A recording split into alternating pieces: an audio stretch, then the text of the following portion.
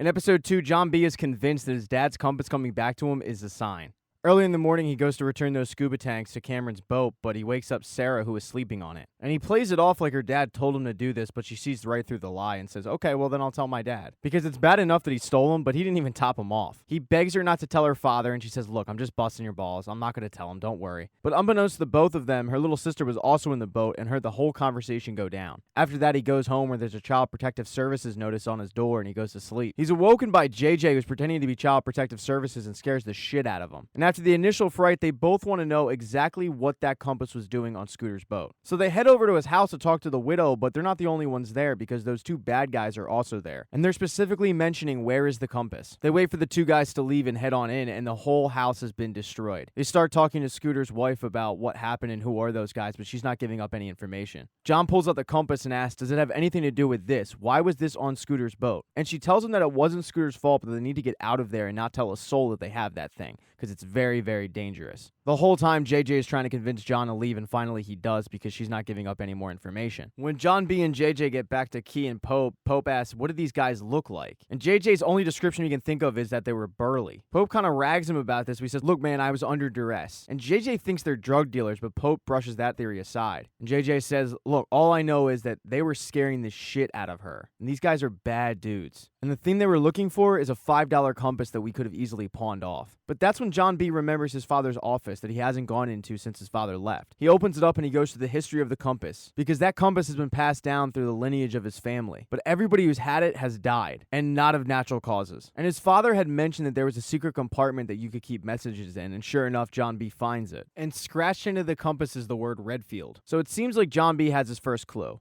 It's also worth mentioning that his dad was kind of obsessed with the Royal Merchant. I mean, this entire office is littered with theories and maps and diagrams, and his dad was basically an historian for the thing. But John B doesn't have much time to think about that clue because the two guys have shown up at his place. And they start tearing the place apart, but eventually they make it to the office. Luckily, though, the group has snuck out the window and into the chicken coop. And in that chicken coop, they watch these guys just pile all the information out of his office and into their truck. Now, on the rich side of the island, Topper is vowing to get vengeance against JJ for pulling a gun on him. But when he talks to Sarah's little sister, Wheezy, Wheezy tells him she's cheated on every single boyfriend she's ever had, and you're next. Wheezy lets him know that Sarah was flirting with John B earlier this morning when he was bringing back the tanks that he, quote-unquote, borrowed. This enrages Topper, and he says those pokes are dangerous because they pulled a gun on me. But Sarah doesn't see like that because he threw the first punch. The two have a fight that ends when Sarah gets up and leaves. And his feeling is, I'm trying to protect you, while her feeling is, what do you want me to do? John B works on my dad's boat. And as Topper is leaving their place, he runs into her dad, Ward, and Ward says, hey, how's everything going with you and your family in the storm? By the way, I heard somebody pulled a gun on you. Is that true? And Topper says, yeah, you know, these pokes, they're just dangerous people. In fact,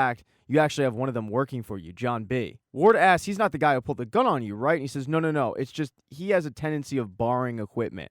If I were you, I would just make sure everything's nailed down. Now, with the bad guys gone, the group makes it out of the chicken coop, and John B thinks he knows what that clue means, so they head to the Redfin lighthouse. The lighthouse is closed, so as John and Key head up to it, Pope and JJ stay down low to look out for cops. They knock on the door, and the park ranger lets them know that it's closed, but they say, we're not here for a tour, we're here for the Royal Merchant. And this guy is a Royal Merchant fanatic. And as this guy is showing them where it could have crashed and his theories and even where he thinks it currently is located, John B finally pulls out the compass and says, look, does this mean anything to you? Because this was my dad's, and everything that you're saying, he said. So if you have something you can give me or something you know, please tell me because I haven't seen him in months. But all of a sudden, the chatty Cathy park ranger just shuts up and is very, very quiet. John B gets more and more agitated and is pressing him for information, but the park ranger just grabs his radio and says, hey, can you call the cops? I have 2 kids on drugs up here. John tries to wrestle the radio away from his hand, but ends up shoving his hand in a glass and cutting it up. As John and Key make it down, they see the cops, and they also see JJ and Pope driving away, so they're on their own. They do make it out of there, and as they're walking back, John is convinced that he's on to something, but Key doesn't see it like that. She thinks he's just fabricating stories and trying to see what he wants to see. And she gets it because he misses his dad, but she tells him, I think you're losing it, and she goes in for a hug. Although he doesn't want a hug, he kisses her at the behest of JJ earlier in the episode, who was telling him, dude, she's into you, but she wasn't.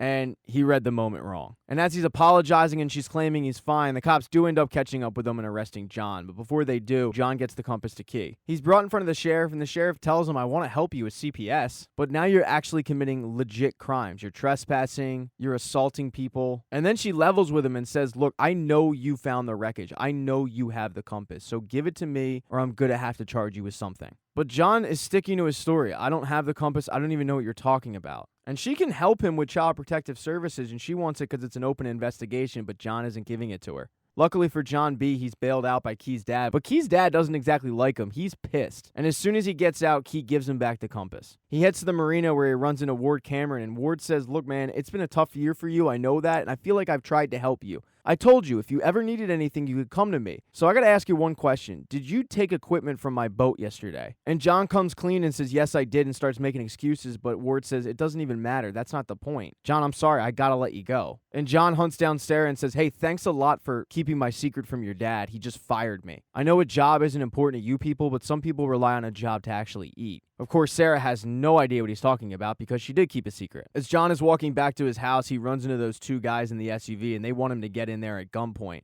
but John just runs away. They chase after him, and as John is trying to avoid him, he tries to hop a fence, but the fence has a down wire on it, and when John tries to hop it, he gets electrocuted. As the guy is inching closer and closer towards him, that sheriff shows up and saves his ass. She once again reminds him that it's a lot safer if he just gives the compass to her than anybody else, and he forks it over. So John heads home, and at this point, he's going to stop being in denial and just start picking up the pieces and move on with his life. And as he's taking all the stuff out that those guys trashed from his place in his dad's office, he's burning it, but he notices that there's a clue. He goes to round up the troops and drives them to a cemetery because he realized that Redfield isn't a place, it's a name, and it's the maiden name of his great-great-grandmother. And as they're trying to get the tomb open, a copperhead snake slithers out, and now they're kind of freaked out. But they also can't budge that tomb door anymore. The only person that can fit through it is Key, and she agrees to go in. And she finds something and says, "Oh my God." Thank you for watching this recap. If you do not see the next one up in the corner right there on the end screen, don't worry, it'll be up shortly. Please consider following the channel. That'd be cool. If you liked the video, give it a thumbs up. And if you don't, there's a thumbs down button for a reason.